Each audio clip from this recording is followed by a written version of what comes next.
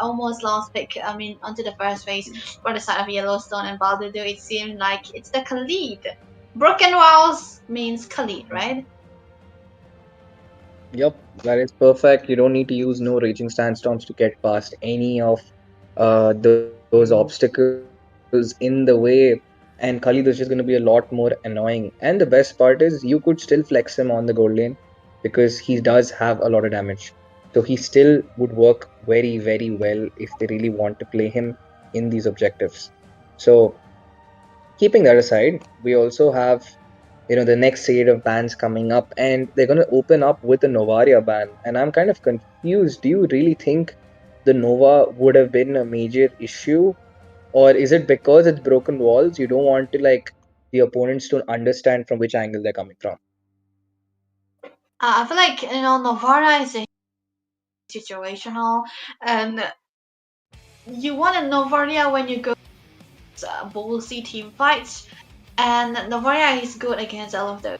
You want to slow down the momentum with this particular hero. So Yellowstone, I feel like they are banning it just in case they want, they want the snowbally, the confident team fight, and you know, stop them from getting the slowdown. But hey, I was talking about the only marksman that could work in this meta, right? I mean, I talked about the creature, of course, but I also talked about the Natan. So I think Skyzen will be playing the Natan instead here. Yep, man, I still like the Natan, but he has been nerfed pretty heavily. I'm kind of confused Oh that yeah. why did they let Granger get away with his dominance, but Natan is the one who got singled out. You've seen how broken most of these heroes have been in this meta. Lance has been just too strong with the current endless battle. But out of all the heroes, they chose Natan to block out. So, I mean, it is a little confusing, but he's still viable despite all that. So it does make sense. He was a little too broken in the late. I mean, he was unkillable with that concentrated on him. Yep. So And I feel yeah, like it's still Angela is gonna be what's taken going to be down, picked right? up by Eternal Oh, Torment. Angela at least combination, man, come on. This is ET. definitely Hmm. so. Very, very confusing. What lane is Angela? Is that Angela in the mid? Yeah, mid lane Angela, and they wanna make a music damage with the Elias. Is it gonna be enough? I don't think so. But is it the Lapu Lapu gold? Yeah, I think it's the Alice on the gold, if I'm not wrong. or maybe Alice gold. gold, Lapu EXP. Maybe they could like flex it either way, depending on the Oh, matchup. Because I think Lapu would be better in the gold lane against Nathan in the early game, Natan in the early game. Uh, and yeah, they complete. Oh, Borg. Oh, I really like that draft. I really like Yellowstone's draft right now. That Borg pick in that jungle is just so good for objective contests. Like he won't have to worry about being zoned away by ET's frontline. okay. I think this is absolutely amazing. Now they have two marksmen and three utilities outside, but the main setup is gonna be from the Khalid, so Lemonade is gonna be having a lot on his plate. Meanwhile, for Eternal Torment, they have a lot of setup. Look at them. The only Angela is the one who is squishy, right? The only squishy hero is the Angela, and all the others have a lot of ways to survive, even if they stand together in one place. So, yeah, a heavy team fight composition is what they want to go for Eternal Torment as well. But Yellowstone, they might want to scale up just a little bit so that they will not take their, lose very early on. So early game, they got to play slow, but Eternal Torment, they can be as aggressive as they want. Yep, and with that, we do head into the land of dawn. The game has begun, and once again, these drafts are so reliant on their team scaling. But it's going to be a little more difficult for Yellowstone to survive the early game because they have so less crowd control until that level 4 mark. It's completely reliant on Khalid's Yeah. one ult and then Ricky's stuns. Knock up actually, not even a stun. So that's almost no cooldown coming in from the side of Yellowstone. So they have to be very careful because on the other side, there is just Mm. so much impact that these guys can give. Every single player from the side of ET, except for that Lance, has crowd control. And the only way to stop Lance is kind of crowd control. So, Mhm. it is kind of crazy. Crazy indeed. And because we have to focus onto the emblem as coming through. Oh, never mind. There might be a taunt into the mid side. The stun's coming through as well. Lemonier might be in trouble. Does have ways to walk away, so it's gonna be an okay here. Hey, you have the heal up too, man. This is a very, very secure. And back to the point though, the emblems. I feel like, they even the forest here with the brave smite, right? He wanna stay into the team fight a long, long while. Hmm. And Khalid is going for what we usually see, and surprisingly, there's not a single common emblem picked. I kind of expected Oh, Alice might go for the common emblem for the regen, but mm, she would rather not because she okay. just like I'll just go for as much HP stacking as possible, as much defense as I can humanly build. I want to just sustain through these fights until Uh-huh. Nathan just cannot melt me through. So with that heading, both sides have started off fighting for contest on that Lord. Okay, Sorry, that's on the gonna be a turtle. raising set down. Coming through, Savage Warrior. I think he wants to go in, but the hard guy is there. Lemonade might be in trouble. Prime Pop will taken down as well. Got Kai is able to get another kill. The kills onto the jungle as well. But the flicker coming through. There's gonna be the Labu Labu diving for more Rinasand. Able to get a kill onto the jungle, but he's gonna be taken down by Ricky as well. Tatake onto the backline, joining away Savage Warrior with no damage whatsoever. Puni onto the other hand, trying to focus onto the turtle yet again. Ricky might be able to zone him down. The hard guy is still available, but the turtle will be into the hands of Mr. Pooney with the Lancelot trying to go even more.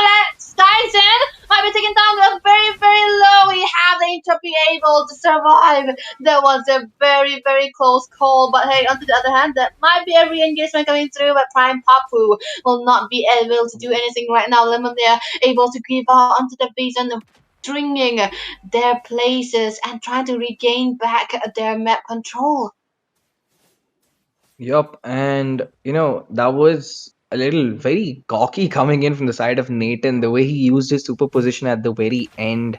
Right now, Tempo with the turtle heading on to ETR, Eternal Torment, they also got a few good kills.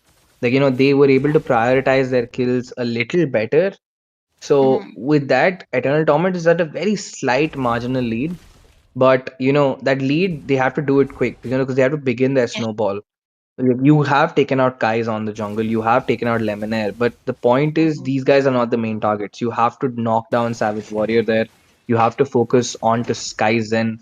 Those are the actual priorities that you need to be having rather than anyone else. So with that being said, in the mid side, both sides are fighting. I think both sides are pretty weak in the early game in terms of the roam impact.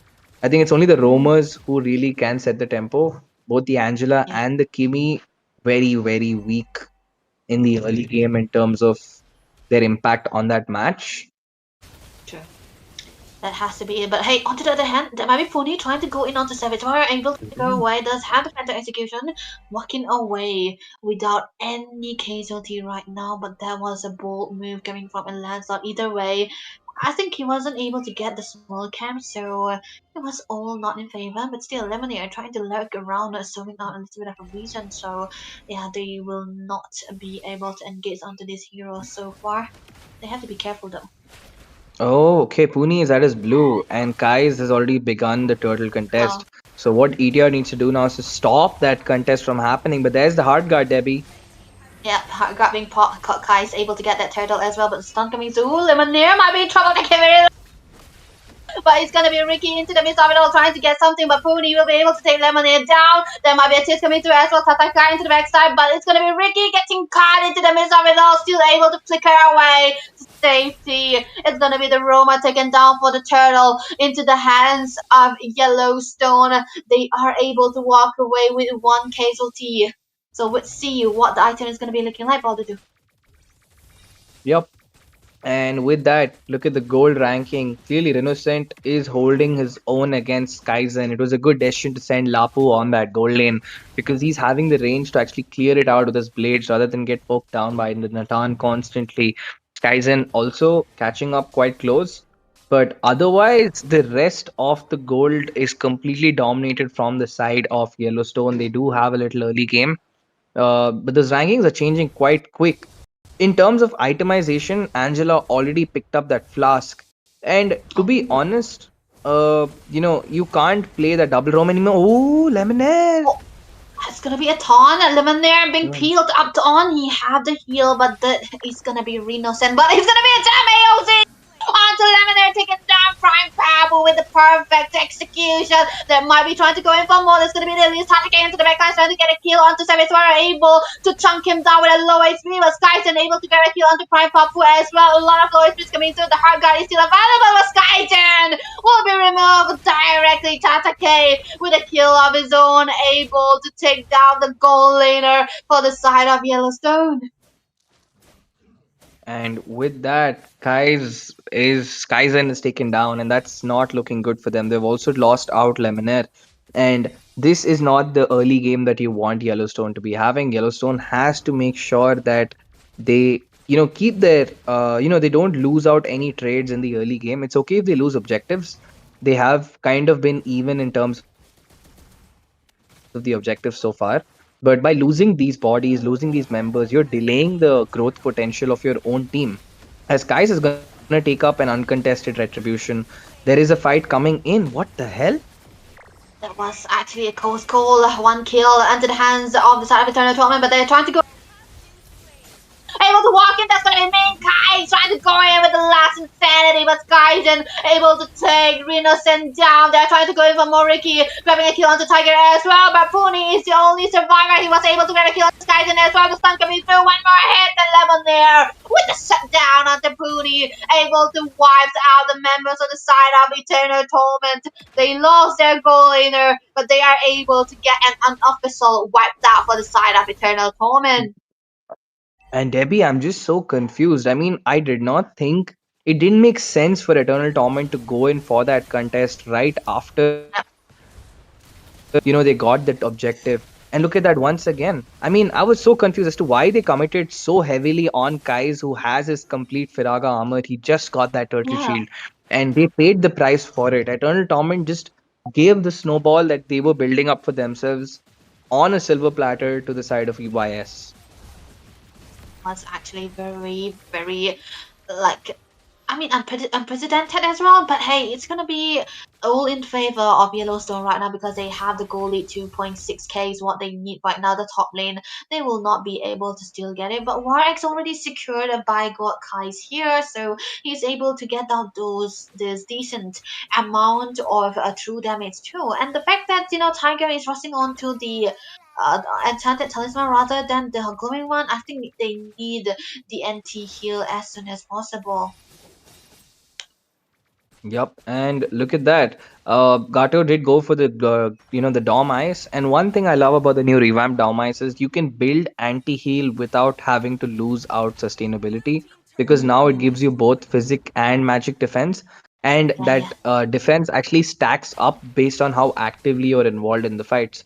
So it is great for all your EXP laners, and it kind of pushes your members to actually build anti-heal. That's right. I really It's like the like new rework on the Domites because especially when I mm, play solo queue, you actually see people building Domites now a lot earlier. yeah. And it's still worth it, right? Hybrid defense is what you want to dominate ice, which is very, very one of the best, one of the main items that every tank usually have. And now both of the teams have the anti heals right now, and Tiger needs to build up the going one as fast as possible too, so that he'll be able to have the damages as well. But troubleshooting issues. Wait, this is something I don't usually see, but I think we have another issue here too, but it's still gonna be okay because we have time to see how the goal lead has been accumulated by Yellowstone as well, and the map pressure too. Because talking about the map pressure, they are for Yellowstone, they have been able to get out the objective very very fast, and that's what the power of the Natan does to you. And he is able to have the way to clear up the minions if it is sent upon him as well. That was a fast clear as well, but 4k gold into their hands. I think this is gonna be one this is gonna be one thing that they have to focus on, just not lose out the goal lead that they have right now so that they'll be able to hold the Lord on a perfect position and protect Skyzen at all costs because that he got to be the win condition for the late games. Yep, and in terms of the rotations coming in, I feel like Skyzen has been a little too aggressive. I think as a Nathan, his job is to not show himself on that map Absolutely. until Pune has used up a significant number of the punctures, until Pune has already started targeting someone else. And even Ricky has to like stop hitting every single jump he gets, but rather just stay near Skyzen, because I think the sheer impact that he has. Okay, the action is back and the Lord has begun. As we speak, Yellowstone instantly turning that tempo around. They're gonna pick up that Lord. No contest coming in. Will we be seeing an engage coming in from Eternal Torment? I guess not. They're gonna Mhm. back off and hold on for a defense. Ooh, there was a Yeah. raging sandstorm, but does not connect anywhere just yet. I think it's a good call that they have to disengage because they need to wait for the Lord to come in. Because if they go for a post objective team fight, I think they're gonna be losing out a lot at that. Because when you lead, you do not even want to lose out any one of the members, even though the Roma, even if he is a Roma or not, you cannot lose out your members because they're before the arrival of the Lord.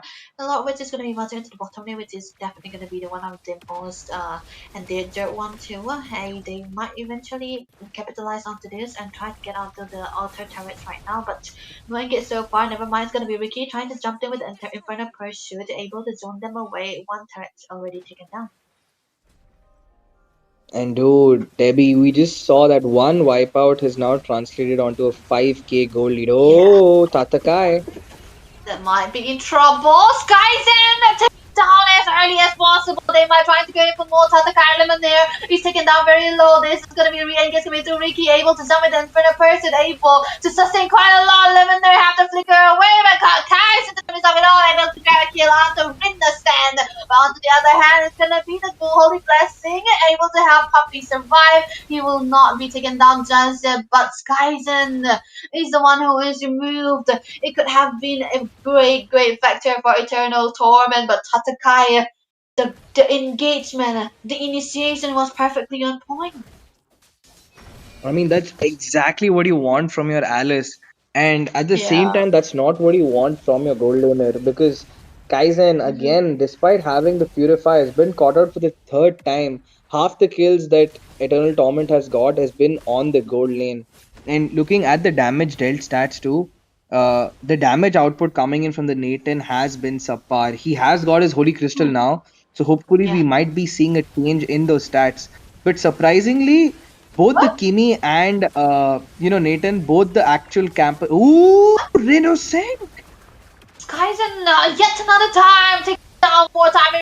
The revitalized pop as well by Papu onto the backside. It's gonna be Tatake getting caught to the base of it. Low high still there. One marksman down, but they have one more onto this side. Tatake will be taken down by Savage Warrior, but Puri onto the boost. They are trying to do something, but things better up, and he have to walk away. Nothing that they can compensate with.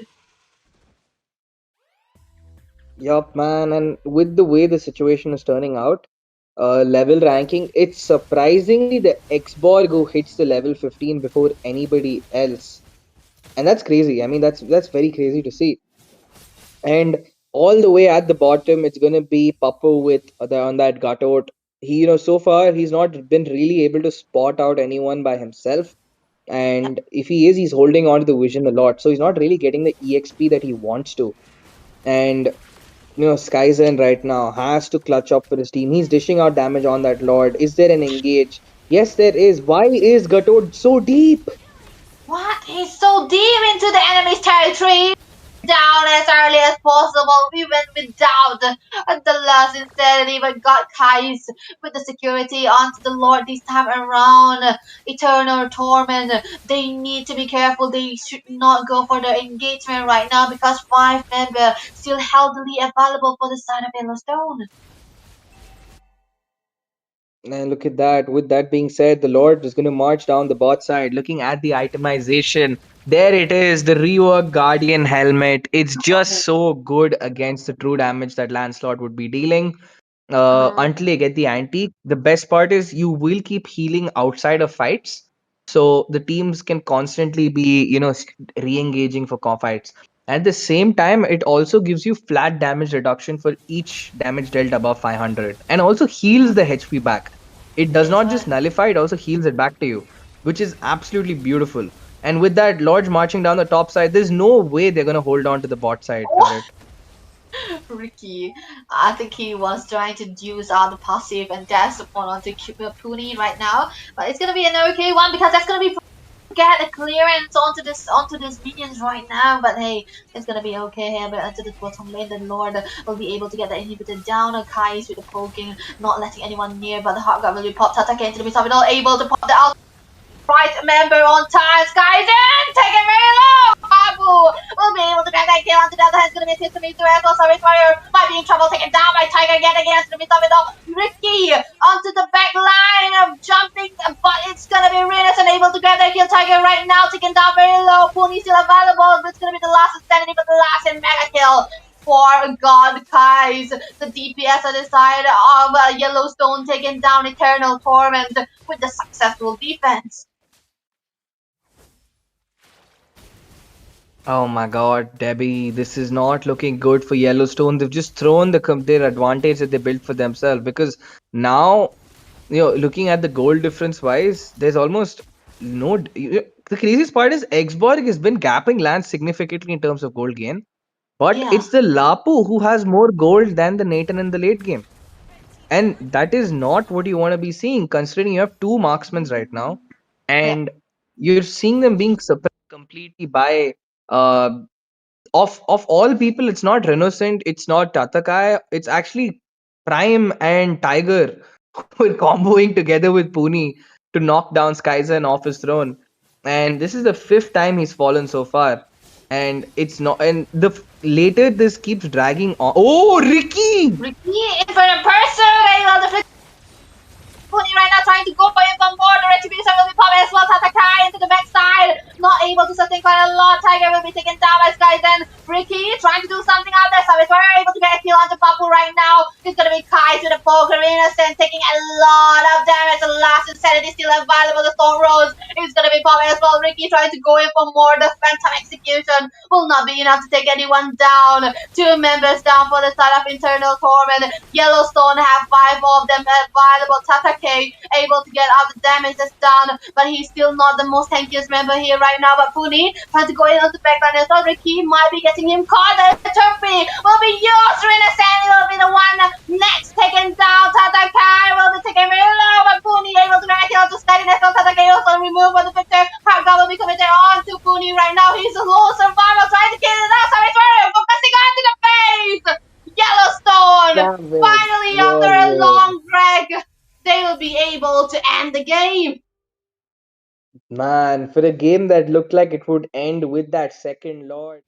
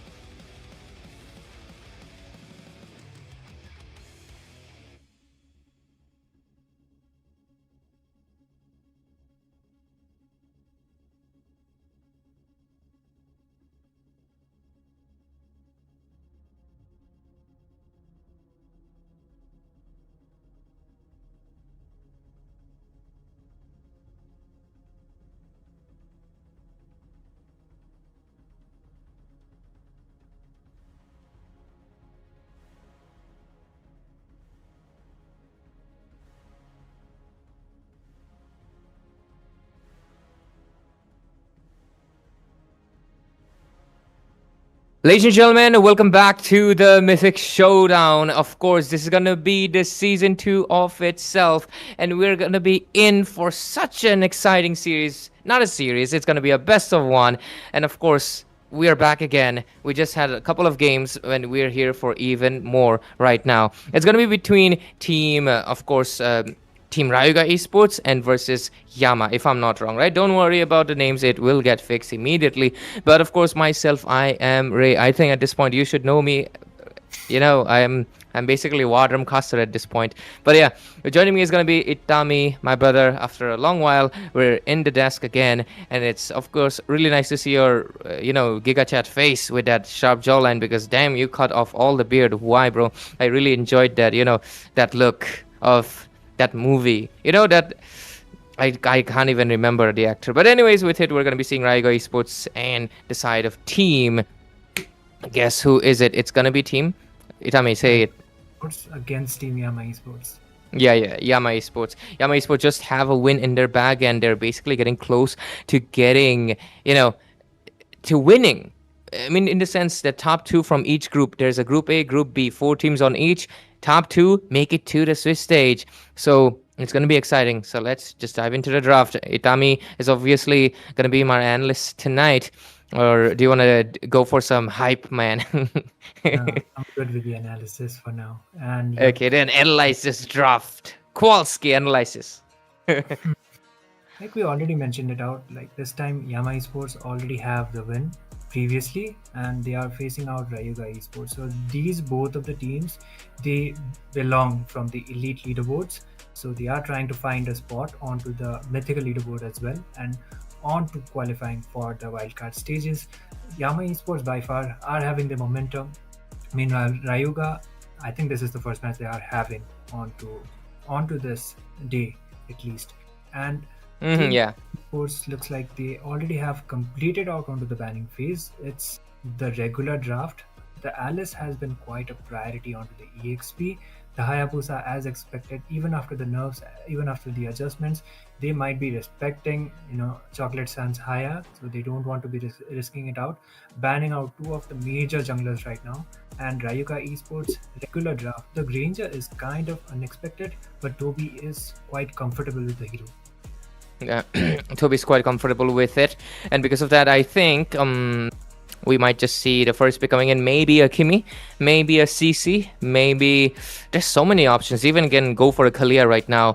There's a lot of options right now into the meta, especially considering the fact that the recent patch note have buffed a few heroes. So, but yep, it's the Kimi. It is gonna be one of the I easily triple S tier mid lane right now, because she is a gold lane in disguise. So, if you want to go for easy rank ups, even then Kimi's really good. So let's see what Rayuga can come up with a good counter, right? So there we go. YSS showing up.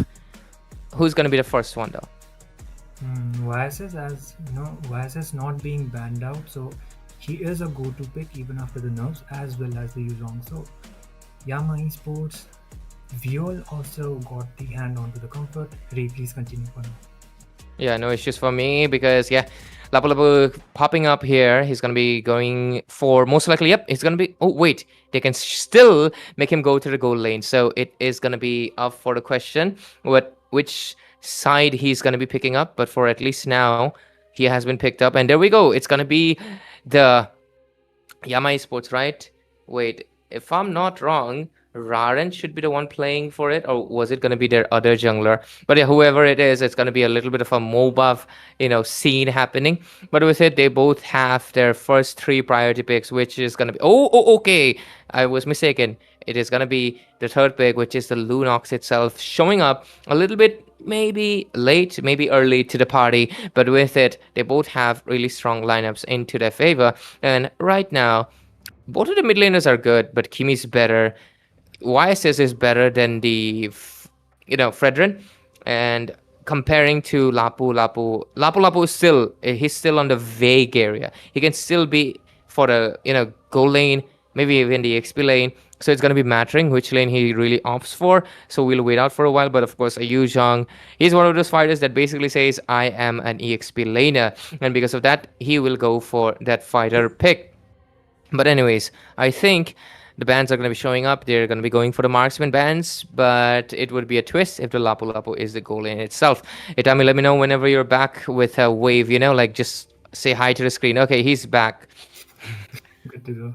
Yeah, and Rayuga as well as Yama Esports looks like the draft is pretty much decent, but the thing is with the Lapu Lapu because we are seeing him going onto the gold lane as well right now. So Lapu right now is more of a flex pick, and Kimi gold lane is not expected. So being a magic damage dealer and S tier priority, like you have already mentioned it out, the draft looks pretty balanced.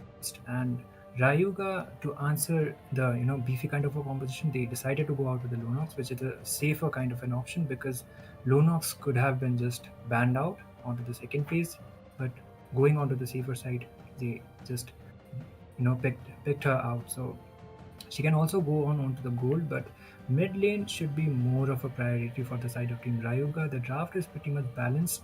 Esmeralda as well as Nathan. So they were expecting a gold lane SP maybe. So Lapu gold lane could also be expected, but at the same time, I think the damage scaling will definitely be needed. So in order for that, they can be going out with a marksman gold lane instead of a fighter. Mm-hmm. It can, I've been mentioning it from the get-go. Lapu Lapu can still be shifted, can still be played into that flex pick. So, but still, I think that Nathan ban is a good one because, going in for the double, one of the main things about the Nathan and the Kimi combo is that they are, you might be able to overwhelm them a little bit in the early phase, but the moment the Divine Glaive shows up, boom. Right now, there's not enough magic defense in the game, man. There's only a Radiant Armor and there's only Athena. And Athena got a passive cooldown. After those items, Divine just stretched through everything. But looks like we are having a Baxia roam after a very long time. Rayuga Esports, are they going to be going in for, that previous meta thing? Because I think Baxia has not been played in the roam for a long while because there's lots of options in my opinion because you can still gonna be, Kalia still, oh no, my bad. Kalia's banned, Gatot's banned, Grok's banned. You could have went in for the Minotaur yourself. Gold lane Lapu. It is a gold lane. Yep, Lapu. it is a gold lane Lapu and comes in with the Uranus EXP lane who is just going to be soaking up the damage. But the thing that really bothers me right now, they did not go in for the Minotaur, which has been adjusted in this new season. New patch note, ladies and gentlemen, which is, of course, somehow it always drops before major tournaments. Is it a coincidence? Maybe the developers are following the Indian scene. But anyways, Minotaur heals only one teammate in normal form. Rage form heals all the teammates more. And then combine it with the Flask of Oasis. Right now you can basically make anyone half HP full with the Minotaur's second skill in the Rage form. So I think it's going to be really crucial for a lot of teams to slowly understand the value of the Minotaur, and maybe Yama Esports is looking to teach that lesson to Rayuga Esports. So let's see what will happen, but the Xborg will show up. Yeah, Xborg, you have banned out everything, but looks like they completely forgot about the Xborg, considering the fact that that is more of a natural counter for the Fredrin, as well as it works out really well when you go up against a utility kind of a draft. And Xborg is a really good answer, so it can be onto the execution side, but this is an Xborg EXP lane. They decided to go out with the biases quite early, so Xborg, when it comes to the teamfight contributions, I think it will be taking some more time, but okay, my mistake, it was a Xborg gold lane actually. So turtle rotations will be one of the most crucial things out here. Yeah, absolutely. But there we go. It's going to be, the spells are popping in, Retribution, flickers for completely Yama Esports. They go in with a full flicker composition, but there is going to be a Revitalize and a Petrify, of course, because that is, of course, a Yuzhong. So with it, we will see, and we'll soon dive into the game, ladies and gentlemen. We will see if this best of one series will favor Yama Esports or Rayuga, because remember, every game counts. Each game is going to be giving you the points in this round-robin, fast-paced wildcard, rushing in to the Swiss stages, and we will, of course, see who comes out on top. But with it, there we go. The lineup: Violet, Eevee, Toby, Dark, Ice Wizard. Hey, Ice Wizard. But yeah, on the other side, I just remembered of the other game, like that sound, ding, yeah, that sound. Anyways, Yeah. Vishal, Chocolate Chan, Kevinator, Ray, and Spicy. Not Ray. me, guys. It's like Ray. It's got a lot of Y's. But anyways, Spicy. So let's see how this draft works out. Itami still. Who are you betting more on? Betting, like, let's say about the draft, it will depend upon the execution, man, because it looks out pretty balanced. But Yama Esports, when it comes to the team fight, they have more advantage when it comes to a 5v5 kind of a situation. And Viol, most probably, it will be depending upon how well he is able to stack up the Sky Piercer as well. And going up against Rayuga Esports, they have the mobility, they have the dive-ins as well. So Rayuga might be having quite of an advantage when it comes to the draft, but it will be depending upon how Yama Esports are able to hold out onto the execution because, like I already mentioned, the Xborg as well as the Baxia, they are more of onto the dive-ins, and Yuzhong, not to mention, the guy, when it comes to the turtle fights, if he has the Black Dragon form, he can just, stall out the opponent's jungler and make sure the objective is getting secured from the side of their team. But here we are on to the game. Yama Esports onto the blue, and they are taking on Team Rayuga Esports onto the red. So here we are. Yep. With it, ladies and gentlemen, we're into the land of dawn. This is going to be Yama Esports versus Rayuga Esports. Both of them having that, common, but nothing too common because right now they're going to be opposing each other in this best of one series. And welcome in. We will, of course, witness how this game goes, right? Because every match counts. Every match will give the points to be in the Swiss stage. Anyways, myself, Ray, I'm going to be joined by Itami over here. This is going to be the Flying Cloud, and the server is Bengal. Hope it's right. And if it's Bengal, Rayuga Esports will face a little bit of issues because, of course, they're mainly from Mumbai. So let's see how good it works out. Of course. And when it comes to their draft, they have the YSS for the side. So YSS usually requires some low kind of an MS. So when it comes to the turtle executions as well as the other team fights, he might kind of struggle. So Yama will be having quite of an upper hand. But the thing is, they do have some of the players who are from the Mumbai server as well. So it is an equal kind of scenario.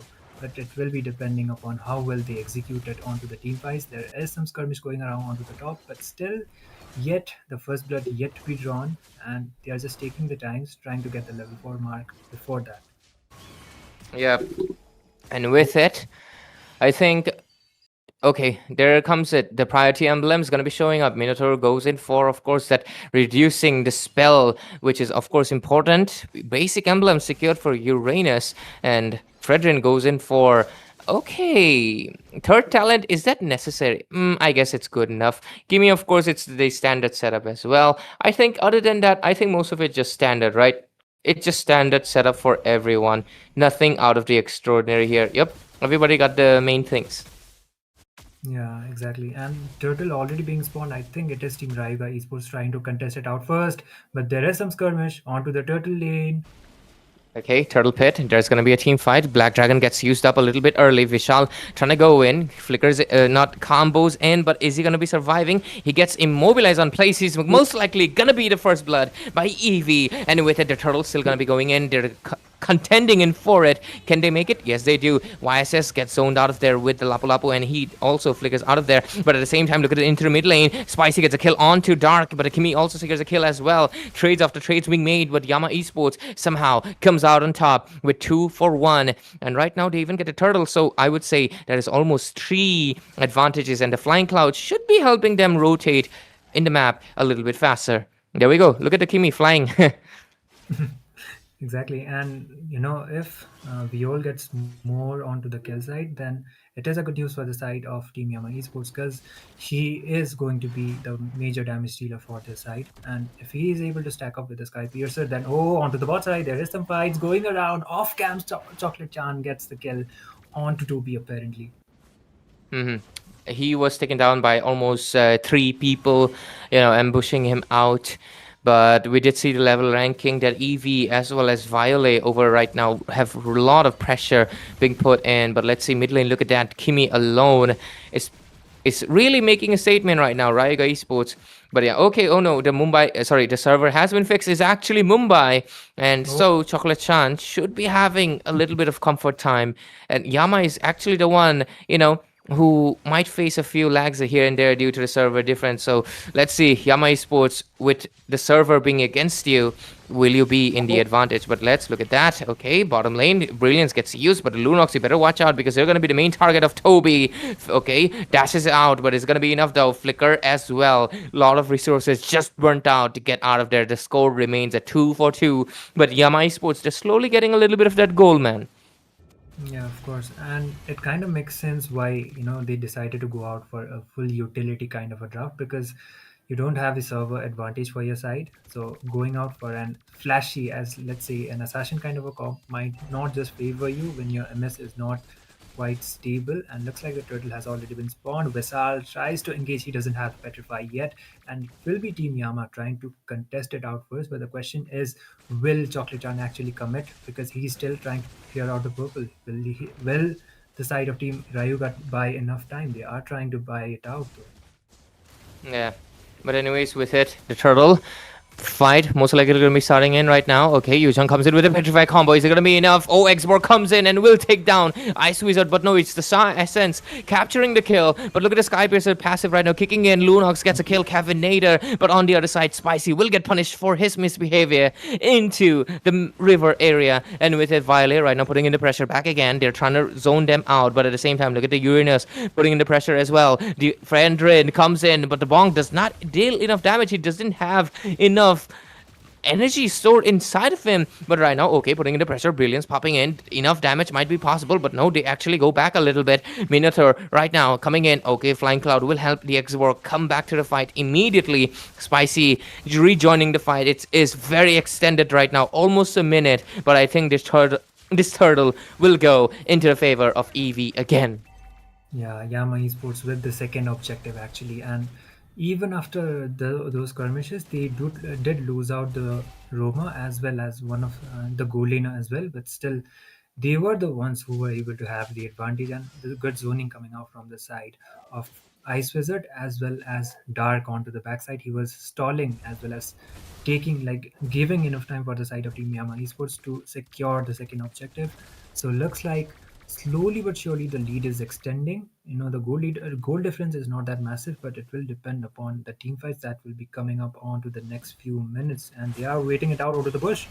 Oh, look at that. The pressure popping in. Ice Wizard will get taken down by the Sky Piercer of the Lunox, and Cavinator right now quite ahead, but he might just get punished right now. And yes, he does. Toby takes a kill. And right now, the next one into the chopping block is most likely going to be Ray. But his damage reduction is quite strong, but not strong enough for the Lapu Lapu's blades to not shred through. And with it, the members are being down. Chocolate Chan getting a little bit of zone down, but Vishal on the bottom lane will get a macro advantage. Toby wants to go in, but look at the Ice Wizard. Most likely will try to help him, but Toby, that was a mistake. You went in thinking you'd have the ultimate, but it was just a second short. Yeah, not just the ultimate, but actually Visal had the Petrify for his side as well in order to get the kill. So I think he kind of anticipated that the Yuzhong doesn't have the Petrify, so he decided to commit it out, but not a good choice at all. Viol just got the Sky Piercer, so he is quite stable onto that. And onto my surprise, instead of the Sky Piercer, he decided to go out with the glowing one first. But there is this team fight coming up. Team fight showing up already into the mid phase. Xborg comes in with the lasting insanity and takes a killer into EV, but it's not going to be enough. Look at that. The pressure still coming in back. They're trying to take in the kill, but Kimi does not have enough HP to chase Spicy right now. Lapu Lapu still going in strong. Toby takes the kill onto Vishal, and with it, they're going to be going in for a little bit more because look at Dark right now putting in another surface area, but Spicy has the ultimate back, and looks like Dark, it's time for you to go back instead. But no, it's a back and fro, and Dark will join back after using up the flicker. Lapu Lapu still going in strong with Toby. Right now, Brilliance being used. He doesn't have the flicker, so decides to just step back a little bit. Ice Wizard into the turtle, knowing well his jungler will join him, and YSS is just a little bit far ahead. But look at the level difference. Chocolate Chan right now at level 11, ahead of everyone. Yeah, and the farming speed of YSS actually gives him the advantage to have more of a level advantage onto the Mountain Shocker being used out. There might be another team fight coming around. Yep, mid lane. They're gonna be putting in the pressure right now, and with it, who's the lowest level right now? Spicy's actually level 9. It's impressive that how much pressure he's the one putting in. But the score is 7 for 7 right, Dami, and the goal lead is almost 1,000 for the favor of Yama. Yeah, and the thing is, it is extending, but the thing is, when it comes to the team fight, I think Rayuga Esports are doing pretty good job as well. But the problem is the gold. Oh, there's the engage onto the mid. Kevinator gets taken down right now by Eevee. Here comes the traction pulse. Doesn't really capture into anyone, but the mid lane pressure is really evident. But the minions are being cleared each time around. So Rayuga Esports, they know their wave game and they're doing a good job at it, because losing the macro will be the end of them, because they've already lost out 2 of outer tiers in the top. On the bottom, long lanes are done. The mid lanes are pressure popping in. And look at that, Toby gets a Queen's Wings as well. But oh, Minion Fury being used in the mid lane. 4 people knocked out, but here's a Black Dragon form coming in, chasing away Violet, but at the same time, Toby goes into the back and with the flicker, kicks the kill. And right now, he's trying to retreat. Petrify combo coming in. Vishal really doing his absolute best, but the bonk will take him down. And with it, back to back, trades after trades, Toby gets taken down for the price of 2. Yeah, 2 for 1, and once again, Yama having more of an advantage. Even though Toby has already fallen down like 4 times onto this game, but somehow, somewhere, he is still doing the damage. The thing is, he is diving onto the backlines, even if not able to get the kills, making sure Kevinator as well as the other damage dealers from the side of Rayuga Esports are not able to join onto the team fights onto time.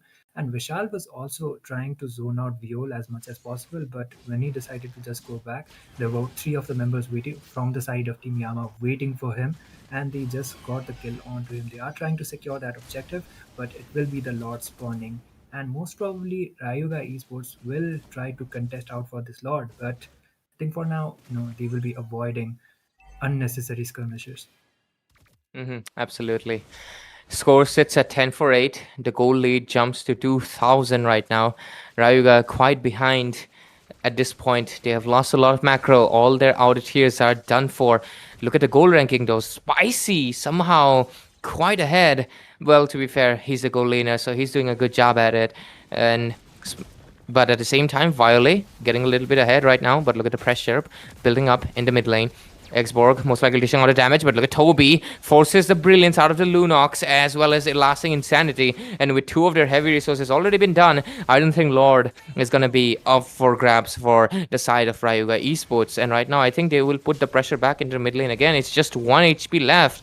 Really good defense from Rayuga, but it's not gonna be mattering anymore. Yeah, they did try to pull it off onto the mid, but still, they will be losing the first tier at least. In terms of the towers, I think the defense is quite okay-ish, but Yama Esports as well, they have also lost more towers compared to Team Raiga Esports. But the main thing is they got the lot for their side, and it will be depending on the team fight. Ice Wizard was trying to get out some visions. He will just go back right on time, this time not being taken out. Spicy can do the play as well with the last insanity. He has the immortality when it comes to the survival. So he will be able to dish out some decent amount of damage. But the thing is, the lane sinking is up to the point, then Yama most probably will be able to get as much towers as possible. But they engage onto the mid. Okay, look at the pressure again coming in. They're really storming in the mid lane. They want to make sure that Rayuga Esports have to go back to not be able to defend this lane. But the dragon on top chasing Violet, is it going to be enough? But on the other side, Toby gets a kill onto Ray instead. And with it, they are most likely going to be getting that inner turret as well on the mid lane. And yes, they do. With it, the macro pressure, wave management is going to be utmost priority, because look at Vishal. He's getting stuck in midst of 4 people and he's going to get taken down while the Uranus is buying as much as time. And with it, they will take even the top lane inner turrets. And with it, all the inner turrets are done. Inhibitors are standing. But oh, that was such a strong attraction pulse. Waste the whole Firaga armor from the hands of Spicy. Yeah, the farm actually, I actually would like to look at the itemizations as well for the Kimi, because Viol hasn't fallen down even once onto this game. I believe he does has the Sky Piercer, but the thing is, if he's able to stack up with the itemizations, it is just a matter of time. The Sky Piercer will also get its stacks.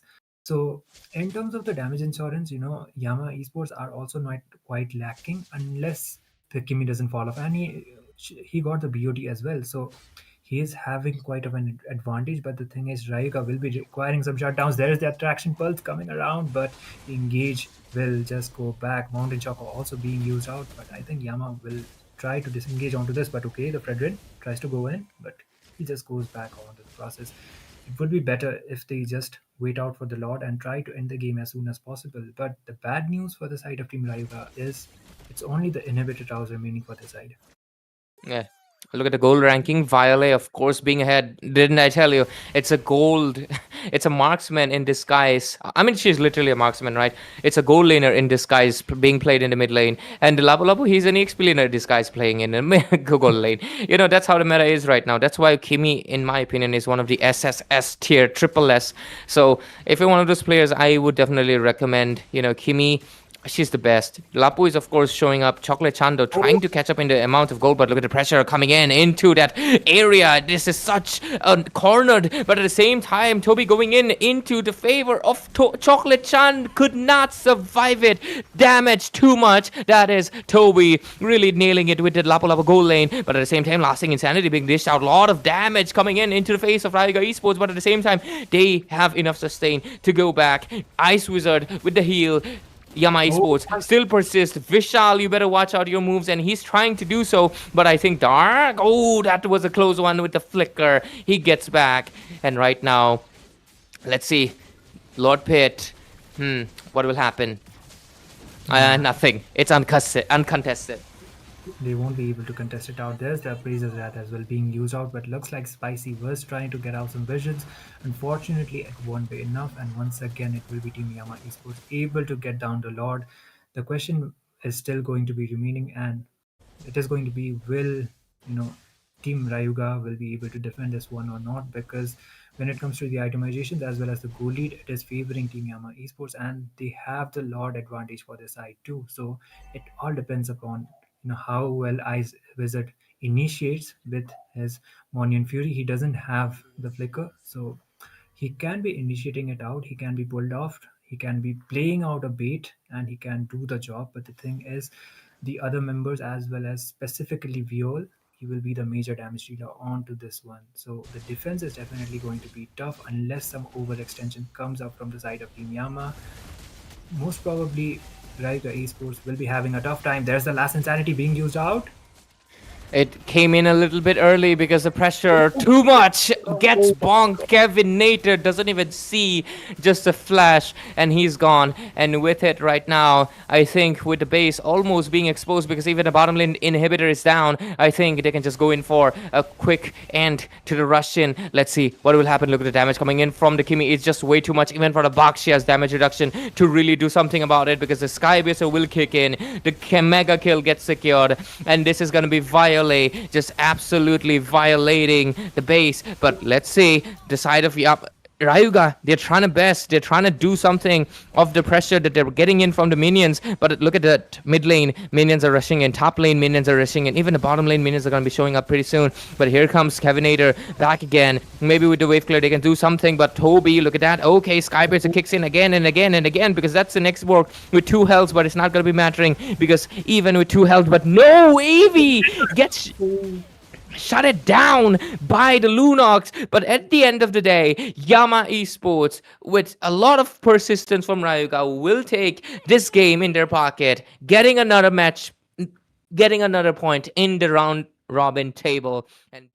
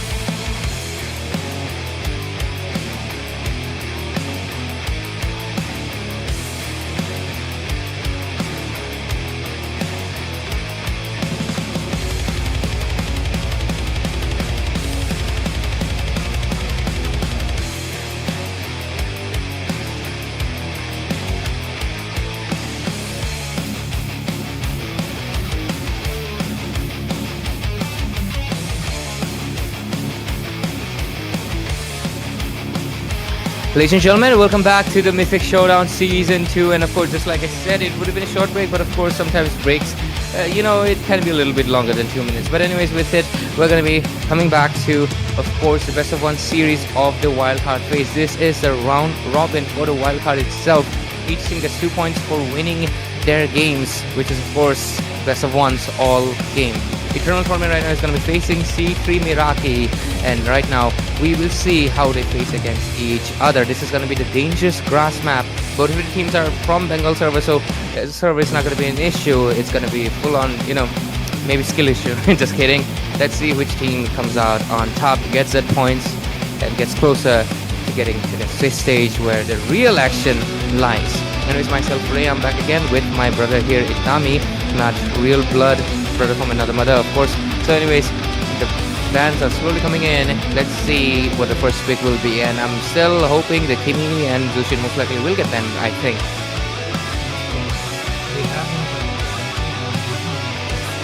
She would be banned out if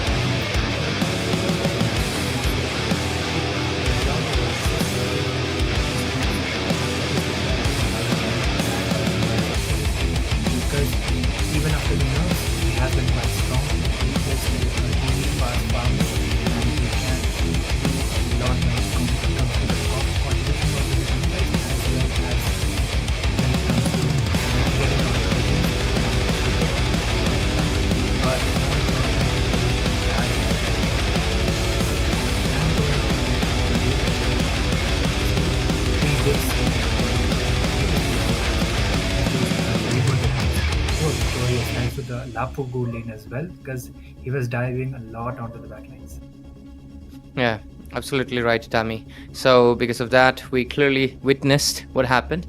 So maybe the Lapu can show up again, or maybe the Kimi still left out open, the Kalia still left out open, the Zushin still left out open, and speak of the devil appears, and it's not a devil, it's gonna be that girl, Kimi, showing up. And I'm honestly gonna be honest, Kimi just feels like one of the strongest heroes right now. I mean, it's the Skypiercer, man. It's the freaking Skypiercer. Just nerf this item or delete. Because I usually get to, I'm solo queue, man. I get to play the roam and the DXP lane. Those tanky heroes, Skypiercer is a massive headache. It's a pain in my head, of course. But with it, they pick up the Baksha, and it will provide them a lot of anti-heal, and with the new dominance ice, Baksha should have a little bit better sustains. But what is that? Eternal Tournament! I think they're coming up with something wild and spicy on the literally, because I think this is the first time Novaria has been picked in this tournament, ladies and gentlemen. Yeah, in terms of moving on the wins, she will be doing quite well. This is the dangerous grass. So in a way, Novaria Visions will help a lot. That too, and Hilda, she will be able to get the kills as well, and she will be wish cam points. So Hilda combined with Novaria is going to be quite a nuisance, and if the aim is quite right, Hilda, she is going to be quite right. But this is going to have a advantage. I know probably she will be once he gets those score right, because before that the damage is there, but still the sustain will not be there for the Esmeralda. You can go out with the damage build too, but Esmeralda mostly it's only the enchanted talisman you go with. Rest others it's mostly the defense items coming. Esmeralda most likely will shift towards the... I think the Esmeralda will be shifted to whatever lane the Lapu goes. I think that's the whole plan. If the Lapu plays the XP lane, they're going to be telling her, go towards there. And if they see Lapu is most likely the gold laner, they will tell the Esmeralda to go towards the gold lane as well. Just to make sure that in the laning phase, they have the upper hand. It's basically what I feel like C3 Meraki is going for, at least. And having the Kimi into the favor of, a Godfather Haney, I don't know, Haneyy, so maybe Hani, maybe Haney, but yeah, I gotta talk with them actually. I gotta ask, is it Honey or Haney? But yeah, whichever it is, Godfather Haney over here will have a lot of advantage because so far there's nobody that can, go to the back line. Yes, Lapu can go. Yes, Hilda can go, but Kimi can dodge as well. That's the main difference. So let's see if there's gonna be one more person to take down the back line. The bans are done. Arlot ban is such a good one because Arlot is that missing piece, and they made sure it stays missing.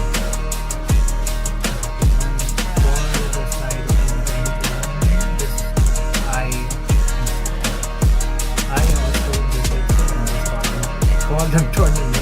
It's actually Team Eternal tournament. So they still have the win.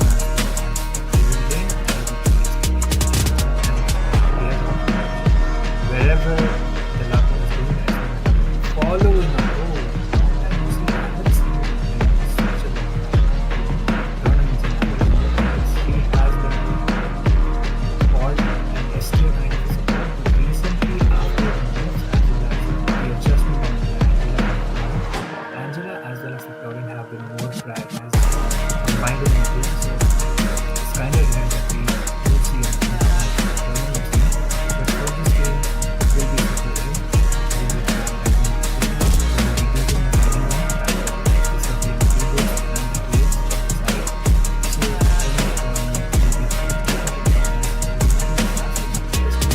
think he has already said that Eternal Torment as well as C3 Miraki, they prioritize the Bengal server. So they are going all out. Oh, interesting.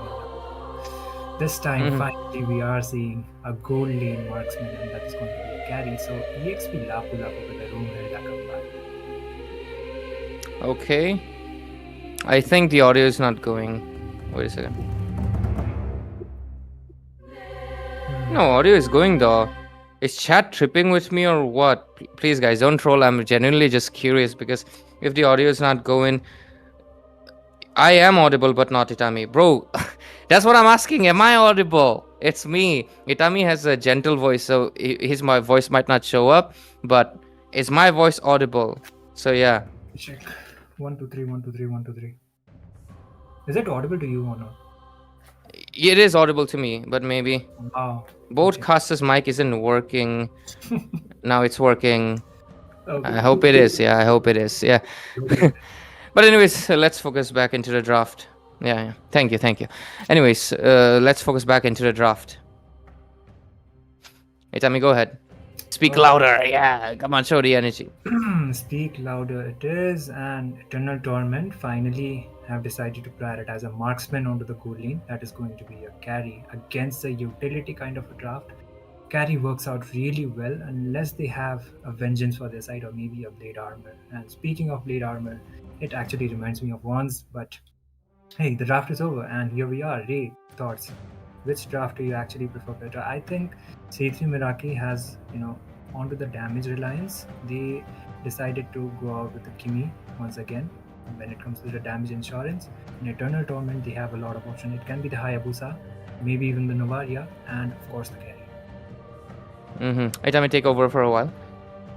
Yeah, okay, no worries, I got you. And for Eternal Torment, I think early game wise, will be heavily relying onto the fact that they will be getting the items first. So C3 Miraki, interesting enough, both of the teams, they decided to go out with the flickers instead of any purify spells. Flickers as well as the retribution, of course, and C3 Miraki too.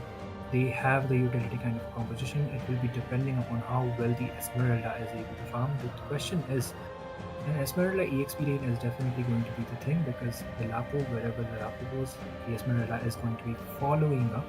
So the Ruby is going to be the EXP laner, something we don't see quite often, and once again it is a Bakshia room. So in my opinion, the draft is pretty much balanced and it will all depend upon the execution. Ray, are you back with me? Yeah, don't worry about it. I am with you. I'm not leaving anywhere. I just want to clarify. I know we shouldn't do that, but ladies and gentlemen, please do not demotivate Eternal Tournament for they're being punctual on Mythic Showdown, a tournament that literally places you on the Mythic leaderboard. So you do understand how important that is, right? That's why they're punctual here. And if you're wondering why is the timings clashing, things do not go any time like always as planned as it be.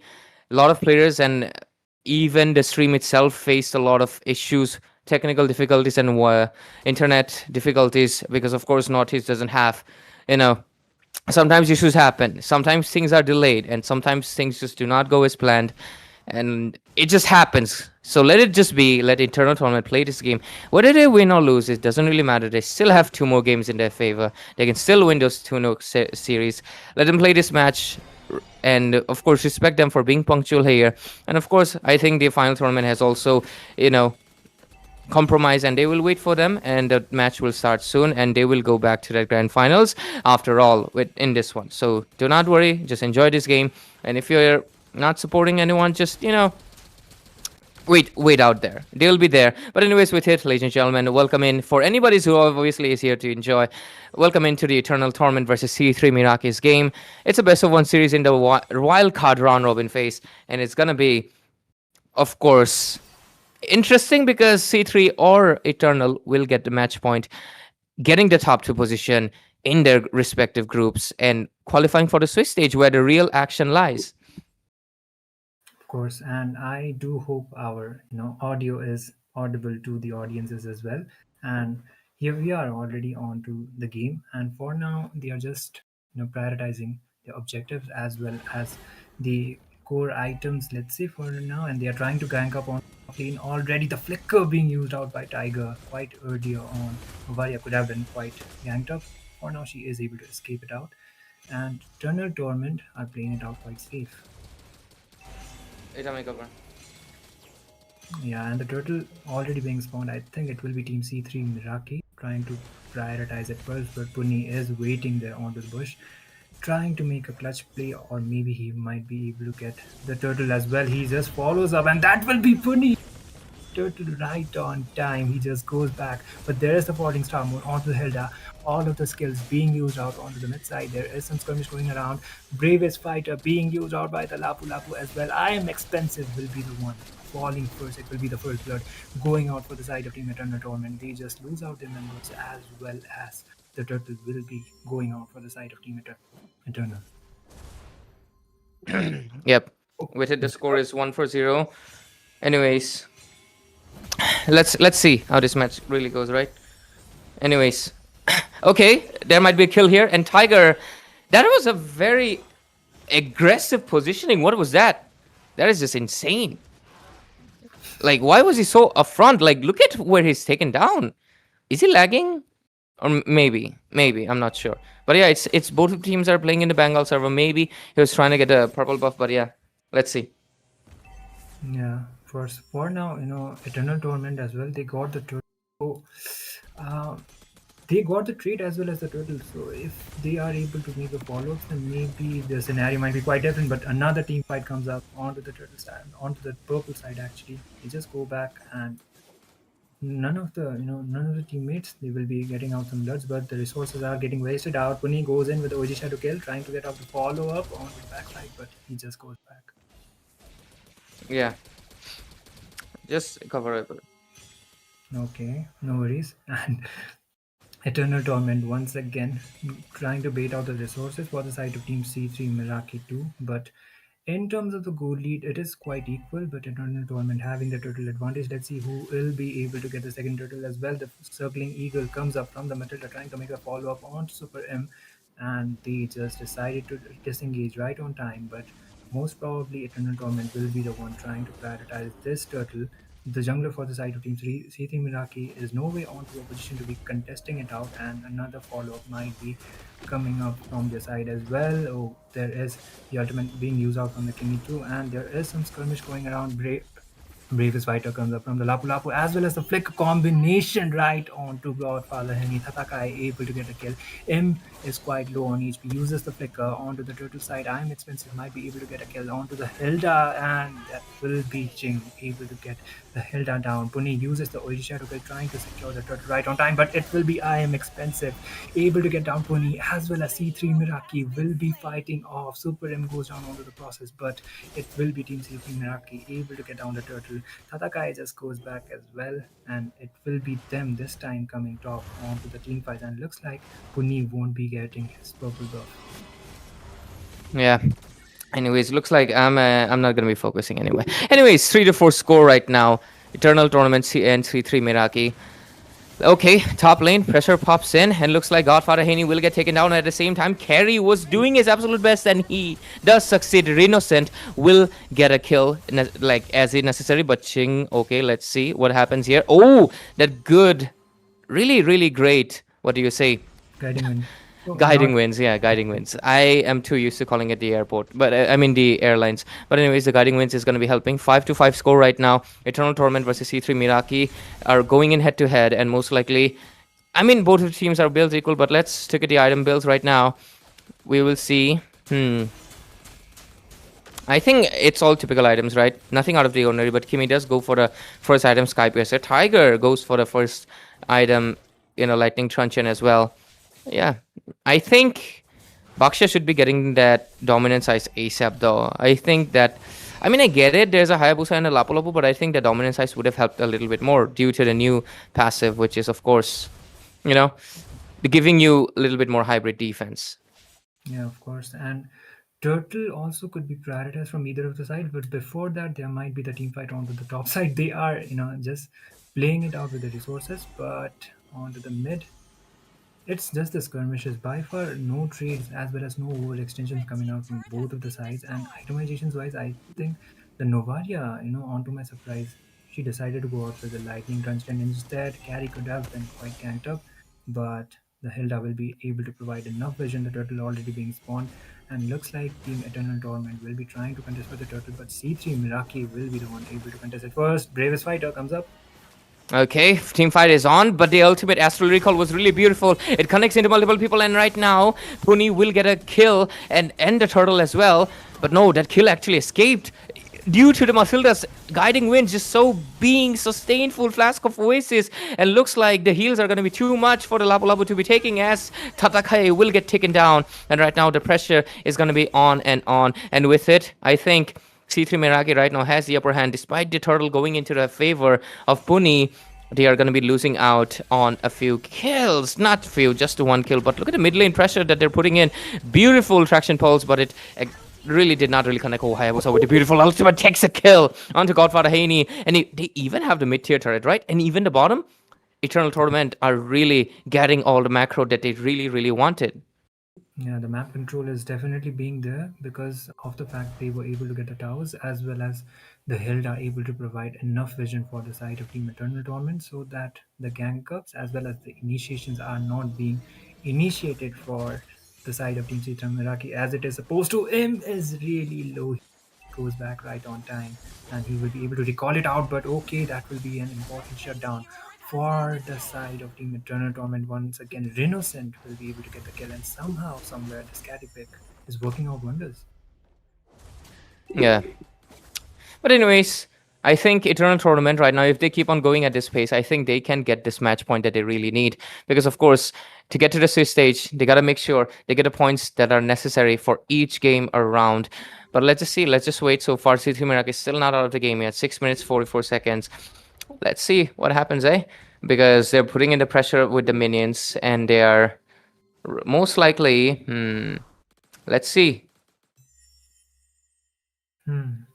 For now, Eternal Torment, yeah, they're having the lead as well as they are having more of the advantage when it comes to the towers. So it is providing them the map visions as well as the macro is definitely onto their hands, and looks like they will not be wasting any more time directly going on for the Lord. But oh, I'm expensive was trying to get out some visions, but he might be initiated with the previous fighter, and he just falls off onto the process. Esmeralda might be shredded as well. Renaissance damage is definitely coming online, and it will be the Lapu Lapu trying to once again, but C3 Miraki losing two of the important members right before contesting for the Lord, and looks like it will go uncontested. Anyways, they take the Lord with it, and right now they will... okay, they might just get a kill, but Ching will survive with the guiding winds and the flask of Oasis. But let's just go. Okay, Turtle putting pressure in, but Oh, let's see. Ching over here might just escape it, but let's just go. Oh, really great. That astral recall. I really thought it was going to land, but it didn't really land. But right now, okay, Matilda comes in with the guiding winds. Might just go in for an initiation. The damage is going to be there, but they're still trying to go back. Ching will try to survive it, but let's just see. C3 Meraki trying to pull off a defense, but the tier 2 on top will get taken down. They do have the holy defense. Hayabusa goes in for the quad shadow, but it's not going to be enough because, of course, the Matilda shield is a lot. I think with the anti-heal in table, they might be able to do something. Okay, Hayabusa has the... Oh, not. Oh, yeah, Hayabusa has the Sky Piercer, right? He has, I think, what, 20 stacks? Okay, War X secured. Traction Pulse, beautiful one. But Lapu Lapu, great stun. That is such a beautiful Astral Recall on top of 5 people. Is it going to be enough, though? Hilda doing his absolute best. And she does. Takes on Godfather Haney. The Hilda really felt like it was not going to be enough. But right now, it does look like it. And with the pressure being coming in... Oh, he's actually going in for this... 7Cs as well, so the damage is obviously being evident, but I think you're a little bit too low. Better retreat for now at least, but let's go. Let's see. The only damage item for the Hilda was, of course, the Heptasis. There's this turn on to... That was a close one, isn't it? It was a close one, of course. Yeah. And it will be the inhibitor being secured from the top side for the side of Team Eternal Torment. Once again, deciding to retreat, and it will be a safer call because going out for the second Lord would be quite worth it, considering the fact it's only the inhibitors, actually the bot as well as the mid inhibitor remaining for the side of Team C3 Meraki. So the defense is going to be really tough compared to the first one, because the carry most probably has already completed her Trinity, and the damage from the carry is coming out quite massive. Yeah. Anyways, score sits at 12-6, 6,000 goal advantage. Eternal Tournament right now. Let's just see. I think with the next Lord they can go in for a top lane long push, and with it I think they can just take the game in their favor. I think that's just possible. It could be actually possible, but I think waiting out for the Lord will be a better option rather than just competing for a team fight, because C3 Meraki, if they try to contest it out, then maybe they will be the one losing out more members for their side. So instead of Okay. that, Oh, Esmeralda gets taken out. Zenny will get fallen, but oh, beautiful Traction Pulse popping in. But is it going to be enough, though? It might not just be, because look at the Dark. Okay, he's trying to go back a little bit, but double kill secured for Innocent. And the Lord is just going to be popping up. Double kill secured for Puni. And with only the Kimi being left out, I think they can go in for maybe a push. But I don't think, I think they should go for the Lord. But no, they actually want to go in for the base. They want to end it, because Kimi, 1 HP, flicker combo being used. The base might just get taken down here. And with it, yep, they do. Eternal Torment, despite all the tormenting they receive, they show that they're a team that hears to stay, and they get the win for themselves, getting a match point into the round robin phase in the wild card.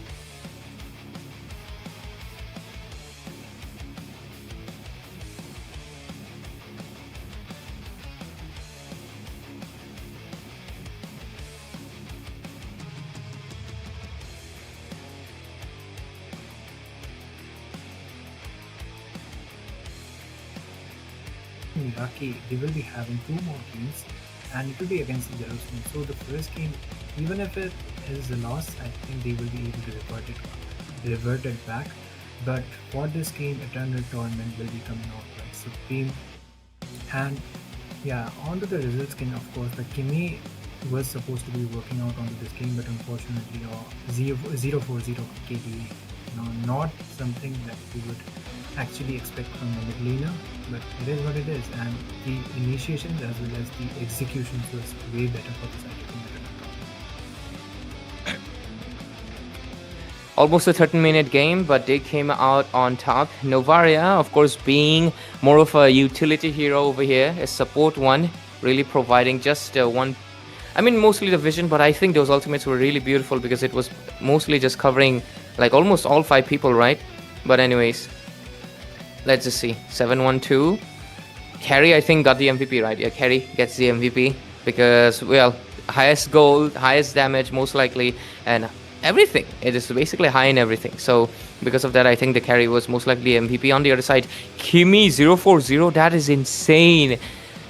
Like, I literally said it's an S tier hero, but Eternal Torment said no, it is an, put an A in front, and that's what she is, because wow, the really good domination was absolutely beautiful to see from their end. Yeah, and the damage deal from the carry, man, 48.28k. So of course, she will be the major damage dealer for the side of the tournament. Meanwhile, C3 Minarki, the damage insurance was most probably the Kimi, but she did fell off 4 times already onto the game, so the damage was not being dealt out. And Eternal Torment, when it came to the executions as well as the first turtle steal was the one they actually got the momentum more for. So it just added up right from there, and it just kept extending, and the carry.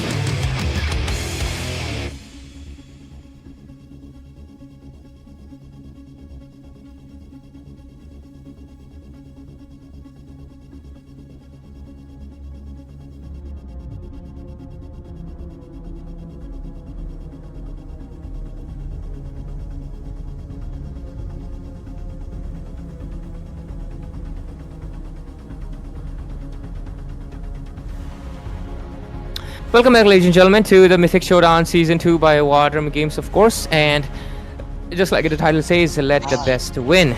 And it's going to be an interesting match because it's going to be Eternal Tournament, not Eternal Tournament, sorry. It's going to be between C3 Meraki versus Yellowstone.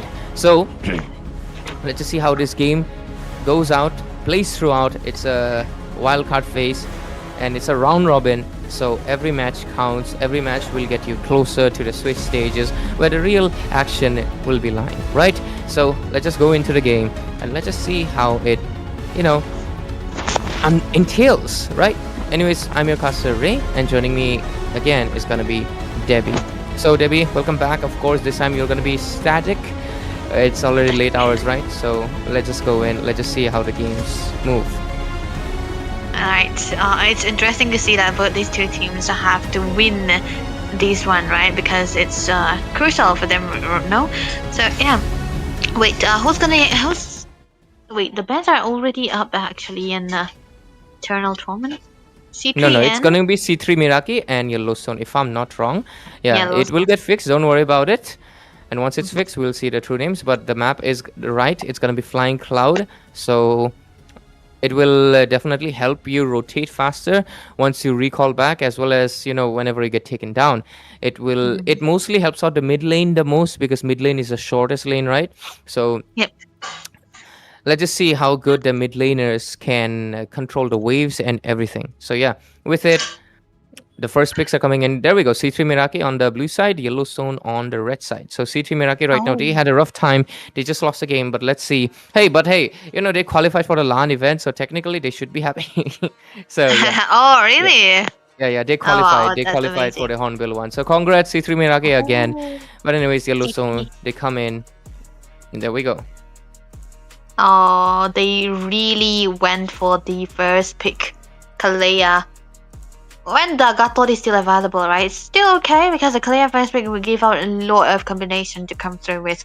But the problem about the Kalea is that you got to have a winning mid lane so that you'll be able to control onto the map as well. And yeah, you have to pair it together with a good damage dealer into the goal side or into the mid lane. Either way, it can work out. So I feel like I like the Lapu Lapu first pick here coming through from the side of C2 Meraki here because, Lapu Lapu actually is...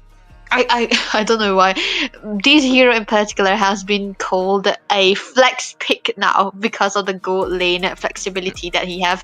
So still a flex pick, Lapu Lapu. And on the other hand, okay, this is what we were talking about, the burst into the mid side and the combination with the Kalea. I like this, Lunox.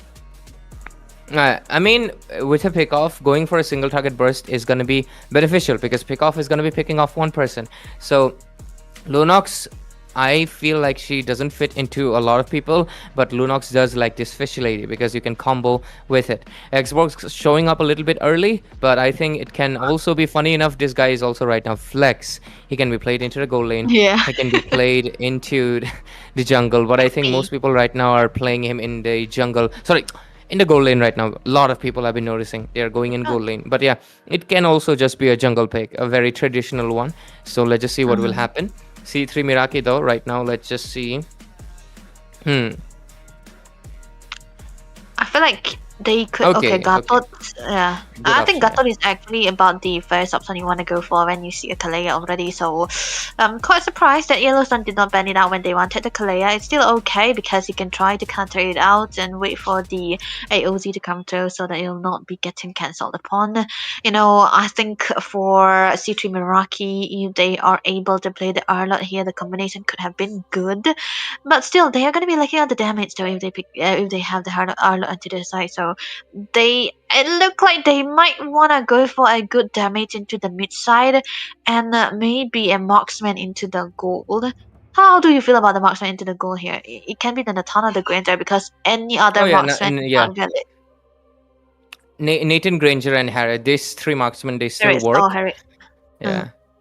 These three marksmen still work, and I think that's one of the main reasons they actually have. Yep, there we go. I was just about to say these marksmen are right now the ones getting the ban the most because of the fact that they are basically the only ones who can right now take the late game stage really well. I mean, others can as well. Moskov can still do that. Irtel can still do that, but the thing is, they don't get that late game until then because of the fact that it's mostly fighter meta. So Mm. Kimi's still open though, which is interesting. I think C3 Meraki should be the one going for the Kimi pretty soon if it doesn't get banned out here, Debbie. Yeah, and actually the other one betting out the Arlet instead because there was no way they could win for the Arlet here anymore. And you know, the thing about Yellowstone is that they kind of needed a little bit of a frontliner that can set race for the Kalea. Because believe it or not, Kalea is a roamer, but she is a kind of hero that needs a little bit of distraction so that you'll be able to go for the set without any harm. And that's also one of the main part of the game style of the Kalea here. I like that. But now for Yellowstone. Yeah, I think the Kimi band should come through here because looking at the lineup so far for C3 Meraki, they are lacking out the damage that Yellowstone already And there we have in go. combination. Oh, there we go. Okay. Kimi already taken away. So are they forcing C3 to go for the Grandeur? I feel like Yeah, I think they Grandeur are. is very vulnerable though, right? Against Yeah, the yeah, he's Kalea. If one of them the vulnerable, bravery. Yeah. but at the same time, he can maintain the distance the best due to the fact Mm-mm. that he has really great. I mean, he has poke, he has spam, and he has an ultimate that can spam. So I think those are some good contenders right there. Let's see. Okay, C3 Oh, instead wow. goes in for a very wild Lilia pick. And Lilia is really good at exploding the armor of, Firaga armor from the Yeah, X-Borg before he can true. explode himself. So I think this is a good pick. The thing that she really lacks is the lock on. She's more of an AoE Yeah. burst. So yeah, it will depend on the execution, how well they can really put them in a position.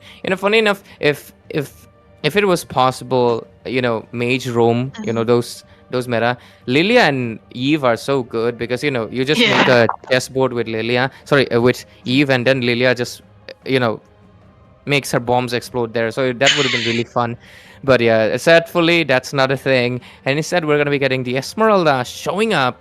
And this last pick will decide if this X-Borg is a jungle. Yes, it is. And instead, the Yellowstone is the one who'd say, C3 Mirage, I know what you're thinking. Ooh. It's going to be us picking Yeah. up the Granger. Let's see. All right.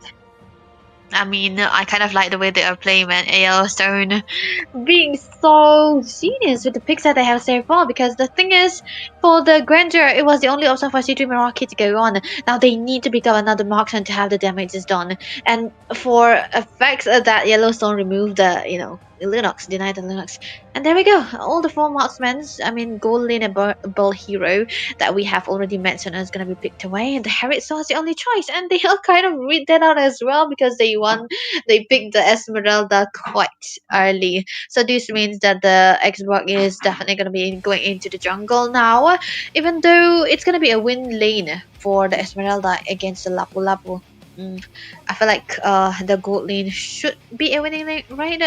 I'm quite unsure about the Lilia and the Lunox laning phases. Who's gonna be winning out? Yeah. It's going to be mainly about the mid laners, but about the gold laners as well, because the Harith and the Granger, they're both strong contenders, right? So let's just see. Let's just see how it works out, because this is the last match of the today, ladies and gentlemen. This is the day one of the wildcard phase, and we'll soon, of course, have. What do you say? God damn it! What do you say? Come on, I forgot about it. It was at the tip of my mouth. But yeah, tomorrow we'll have the second day, and the second day matches. It was gonna be exciting as well. But anyways, with it, we dive into the land of dawn, ladies and gentlemen. Yellowstone versus C3 Miraki, and with it, we will see if C3 Miraki can get a match point, because they lost out the last one, and if they lose this one as well, they might not make it to the Swiss stage. Let's see what happens. Yeah. This is the land of dawn, and look at the Lilia already close to a first blood. This was my question actually. Who's gonna be winning out to the lane? And it turns out to be Godfather Henny. It's a debut pick here as well for him too, I believe. But top lane. Oh, what Skyzen? Oh, wow, hell no. Skyzen, what was that? That is just insanity, because winning a lane against a Harith on a Granger at level 2? That's insane. That's just insane stuff right there. I'm gonna be honest with you, Ching. God damn it, that was pure goal gap if I've ever seen one. To be fair, this dude Skyzen, he's been making noises in War Drum since season 1 of Nerd. Season 1. And right now, dude is playing in Mythic Showdown. That's just insane. But anyways, a pause will be happening. But till then, troubleshooting will be done in across 3 or 5 minutes. Don't worry about it. This timer is just tentative. We can, Debbie really hates that word though, tentative. It's I like to know what happens, right? Tentative is like surprise factor, so I don't want that. But anyways, I feel like There we go. Skyzen, he loved Okay. playing the fighters, right? He loved. I mean, he does not really like playing the fighters, but he's trying to adjust with the fighters in the meta. And but the only thing I saw him use into the gold lane as a fighter is a Ruby, and I think he's well versed on that. But other than that, I don't see it. So I feel like the team is also quite drafting for him like that, so that he'll be able to play out the marksman into the goal. So they were denying all of that. And the first time that they played this Mythic Showdown as well, they were playing with a Nathan into the gold lane side together with a Kimmy, which we had into the first game, and they were able to win that out too. So it was, I think they are still in a position where they want Kaizen to go for the damage dealers instead of the sustainers, which is quite the popularity here, and C3 Miraki onto a same position too. So yeah, this is gonna be not much of a brawl that we are talking about, but more of a scaling game. Yeah. Anyways, I like this. I just love this. That we don't get the pause window. Instead, we get this troubleshooting issues. This thing, because you get to see the game being moved around. Because usually on pause, you don't get to see the game being moved. The camera stays still on the same place. But right now, it's like okay, we're back into the game, ladies and gentlemen. There we go. Oh, Yep. It felt like we're Quicksilver. Like everybody just stopped. silver, yeah. They're running on a treadmill actually, so it was a workout for them. Never mind, it's a game anyway. No physicality. It's a game for the nerds, man. Nerds. You got the pun, nerd. War Drum Yeah. nerd. All right, Of course, there we you're go. good with them. Well, that's what we do, man. But check onto the emblems here. Nothing so of ordinary, but it's gonna be a pull yourself together for the Kalea so that you'll be able to have the cooldown very, very much faster. Nothing too different here, but adaptive penetration for the Lunox here. So he wants to be the main damage dealer of Water. I think he'll be able to do so because for the Lunox, you want to be that much. You want to have a good damage and combo it together with the Kalea as well, because that was what they wanted to go for here right now. But the turtle is what they're gonna be starting here. Both of the teams are actually very, very ready. But the zone, look at that. Anyways, the team fight is going to be starting in, and with it, put the pressure in, and God Kais will get a kill onto Super M. And with it, they're still going to be going in, though. Kalia's healing out as much as possible, but it's going to be enough, though, because, of course, the Fredrin, I'm expensive, trying to do everything to sustain, but it's not going to be enough. Ricky will take a kill. I'm expensive, gets taken down. And with it, the side of Team Yellowstone, 3-4-0, just really showing the dominance. Super M, of course, he's trying to come back with Skyzen with the Sky Piercer as well. Okay, look at that pressure getting put in. That beautiful Tsunami Slam. Zenny gets taken down. And right now, look at the level ranking. Xbox already level 5, but no, it's actually Savage Warrior coming into level 5 as well.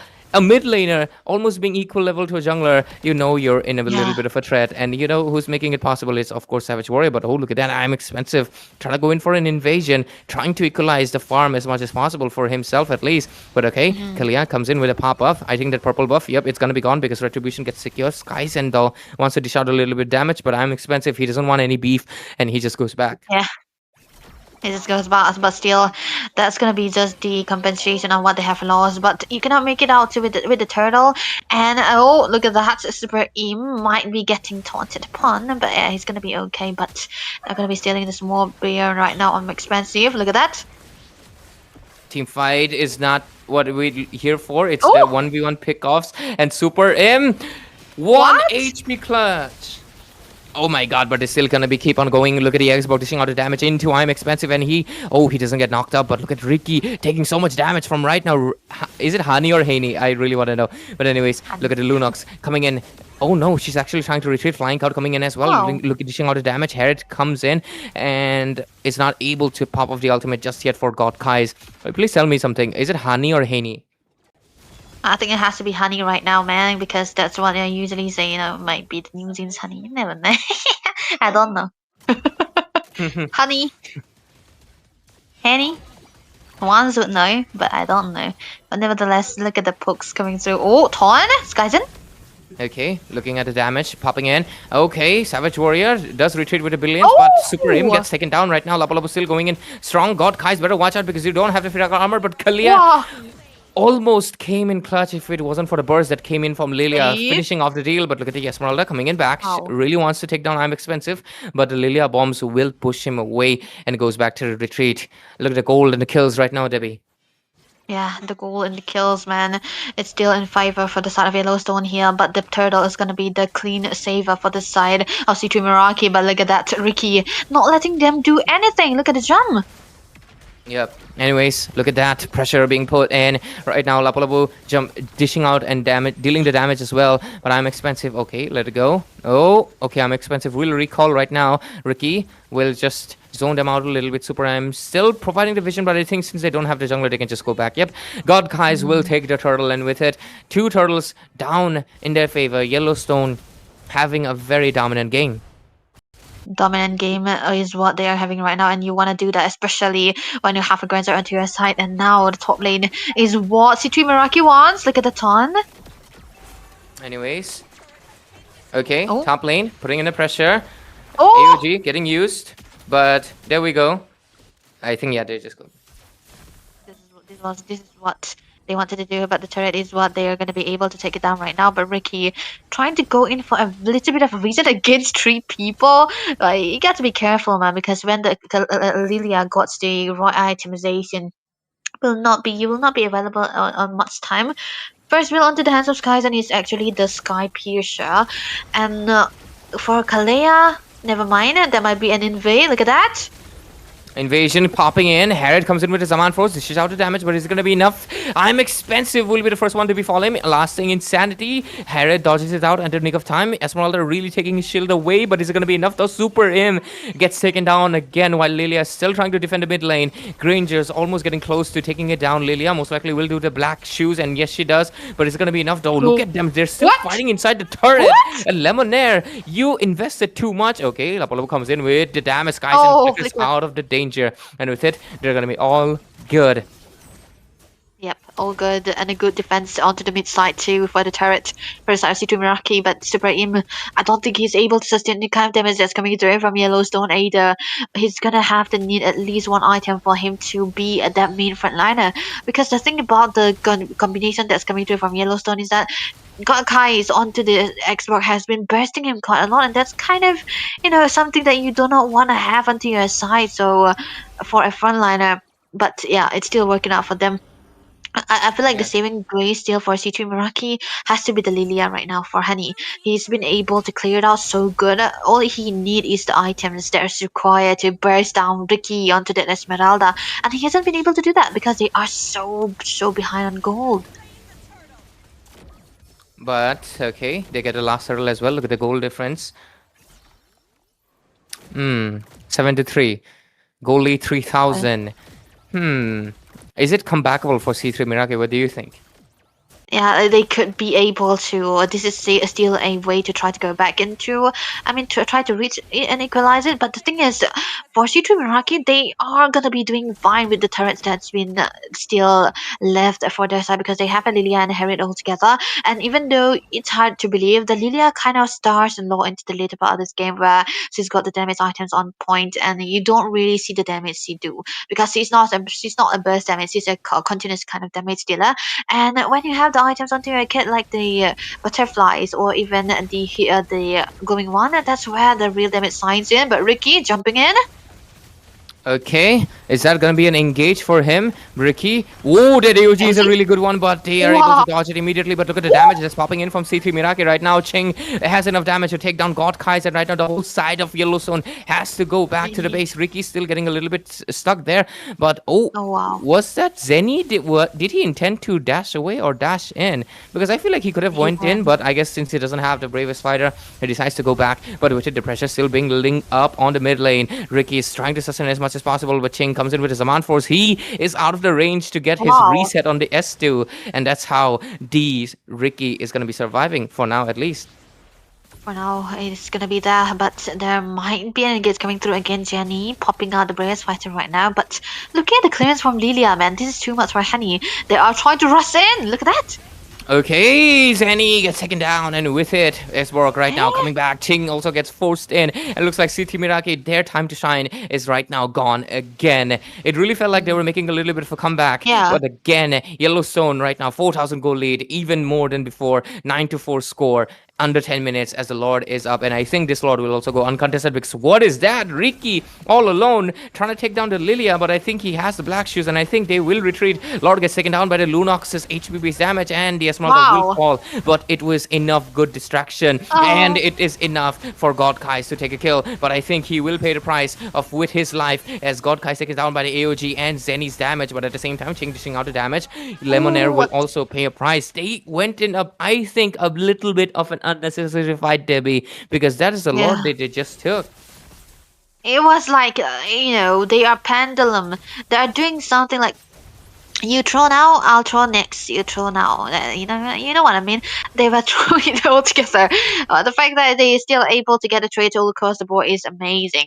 But onto the side of Expensive, he rushed to build out the Radiant armor, which is understandable because the Lunox might be the main threat for him, and eventually the Esmeralda as well. So you might want to go for that item. Dominance already built up by Jenny, which is a very, very good item already. Hybrid defense. So yeah, anti-heal plus hybrid defenses, which is what you want to rush onto the early game when there's a lot of mixes of physical and damage, magic damage sources onto the opponent's side. But still, a lot of damage already built up in defense onto the. Oh, never mind, Jenny. He got picked off into the top lane. It's so in favor of Yellowstone.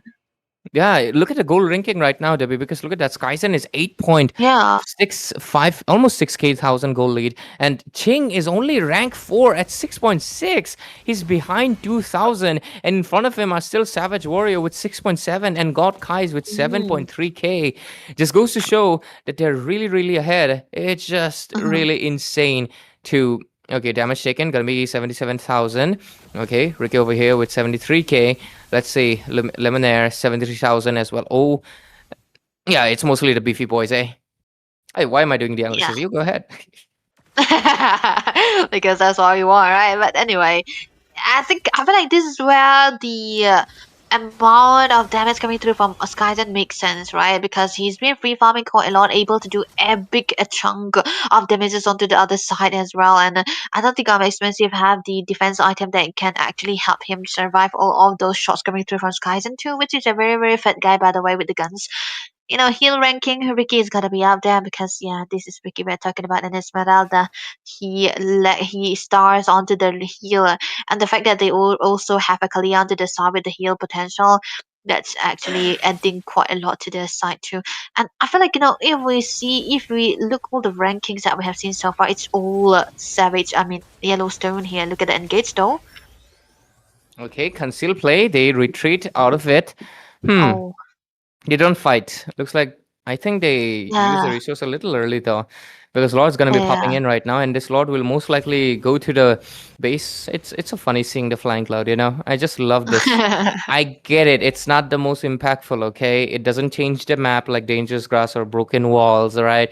Or it doesn't give you like river control like Enhanced River does. But this is my favorite because it's just random. You're just flying on a cloud, like Goku. But anyways, Ching gets the Holy Crystal.